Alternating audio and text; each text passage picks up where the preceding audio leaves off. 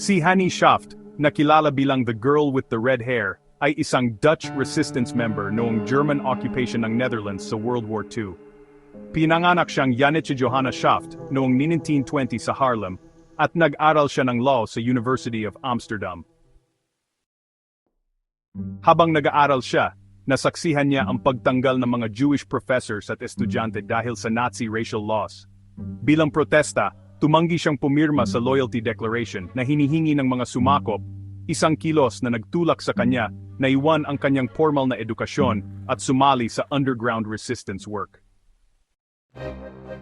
Naging aktibo si Schaft sa Dutch resistance simula 1943. Pangunahin siyang nagsilbing courier at intelligence operative, nagdadala ng mga dokumento, armas at Peking identification papers.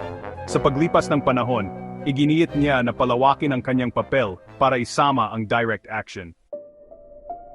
Tumulong siya sa mga sabotage operations at sumali sa mga armadong pag-atake laban sa mga German official at collaborators. Para hindi siya makilala, madalas siyang nagpapalit ng kanyang itsura, pinapakulayan niya ang kanyang natatanging pulang buhok ng itim o tinatakpan nito ng headscarf. Sa kabila ng mga pag-iingat na ito, nanatili siyang high-priority target para sa German security forces.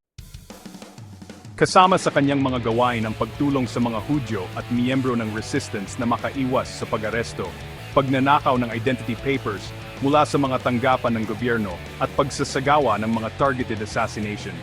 Ang mga operasyong ito ay isinagawa sa ilalim patuloy na banta dahil ang pagkahuli ay madalas humahantong sa pagpapahirap at pagbitay.